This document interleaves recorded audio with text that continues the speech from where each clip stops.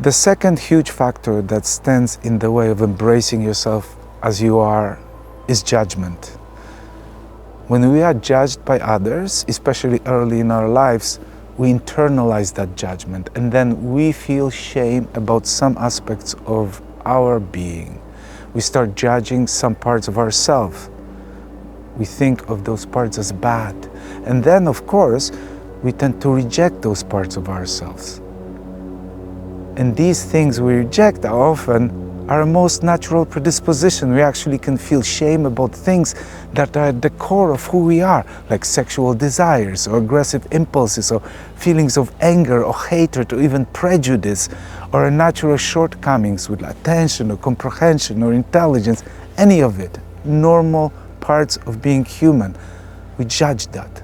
On the one hand, this is who you are. On the other hand, you feel bad about who you are. We are animals, we want to fuck and procreate, we want to have influence, we want to defend ourselves when we are attacked, we want to be fully alive and play and be silly, but then we feel bad about wanting all that. We feel bad about who we are. Shame is a horrible trap. It's an inner conflict, it's an inner war between nature and culture. It's a war between who you are and who you feel you should be. And of course, all this feels bad, and we don't want to feel bad, so we pretend that these parts are not there. We hide, we lie, we put masks on, we essentially become isolated, we become fragmented. So judging ourselves is a major obstacle to being fully who you are, and learning to accept all of who you are, as you are, is at the heart of healing. And that includes those parts that are not glamorous.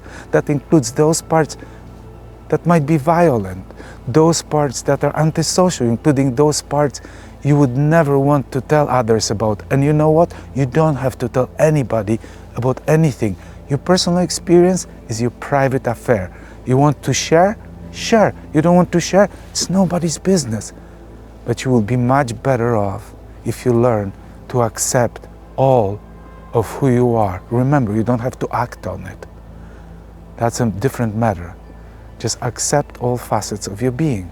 That's how true healing happens.